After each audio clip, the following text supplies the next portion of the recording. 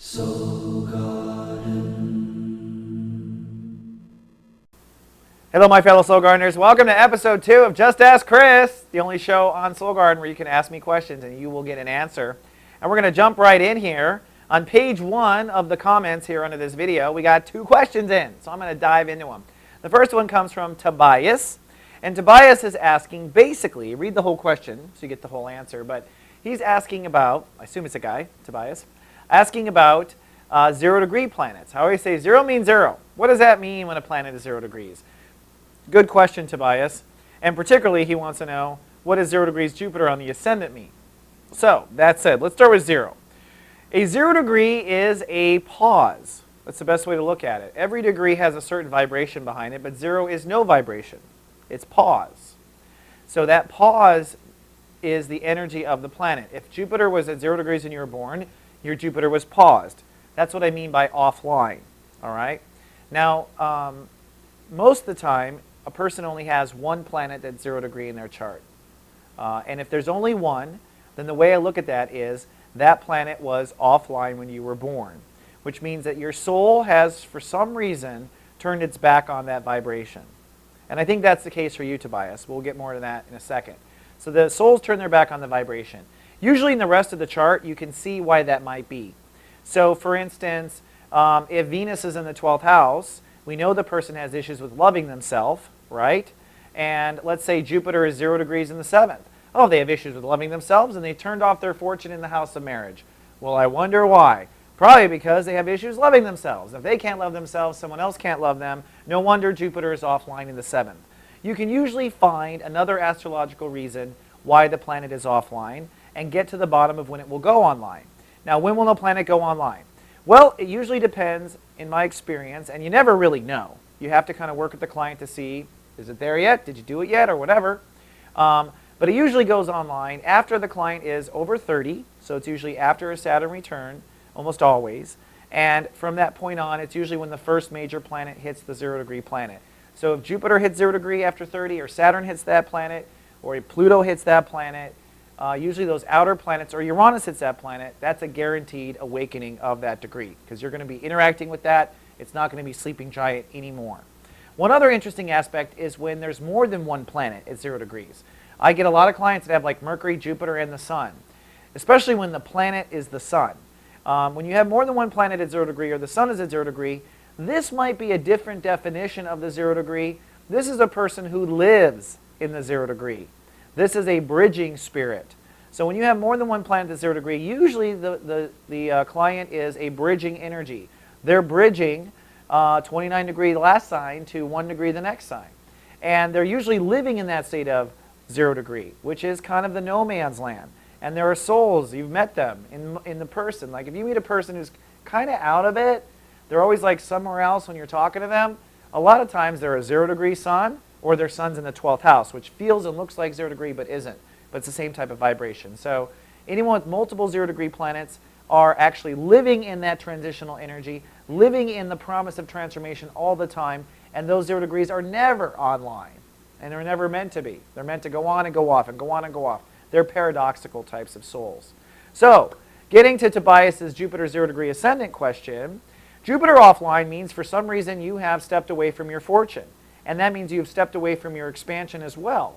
And Jupiter, conjuncting your ascendant at 0 degrees, tells me that you've got, it's not just you stepping into your fortune, but your fortune is you stepping into your ego, you stepping into your charisma, you stepping into your charm. You're reluctant to step into that, says 0 degree Jupiter. But when you do, life is going to pay off in a big way. That all of your fortune is in you expressing the will of your ego, in putting your personality out there, in challenging yourself, stepping into the more Aries side of your nature, stepping into the action-based side of you. So what I would say to you as a client is you need to go for whatever your ego wants and come into that power. And I'm not quite sure, oh, it's Aqua and Aqua rising. So, you know, you are a Sun in Aqua, you have an Aqua rising, you have Jupiter in Aqua at 0 degrees. I would have thought that Jupiter probably awakened for you either maybe at 24, or at least it was introduced, but by age 36, definitely, the second Jupiter return would have awakened that. Saturn hasn't hit Aqua in a long time. Pluto hasn't hit Aqua. Maybe Neptune hit your Jupiter in its transit and awakened you, but those are the timings of it. You are here too. Step in that Jupiter, step in your Aquarius nature, and since your sun is in the first house, that tells me you are a very quiet star waiting to happen. You know you want to have it. You know you are a star. You know you are the center of attention, but Jupiter 0 degree tells me for some reason you're not cashing in on it, or you didn't, but your fortune is in cashing in on it. So I'd imagine there's something else going on in the chart where you are timid to put yourself out there, or timid to just be you. Might be some issues in the 5th house, frankly, afraid to express your star-like quality. So Tobias, I hope that answers your question. The next one comes from Anna Hart, and she asks about how do you read a chart if you're born in the southern hemisphere? She is from Australia, and she's wondering if you read the chart upside down. The answer is no, you don't. And you have to understand what astrology is. Astrology is simply looking at the stars as a means to create a calendar. And the calendar is where the Earth is around the sun. So it doesn't matter if your view from space is Australia or Madagascar or anywhere on the Earth.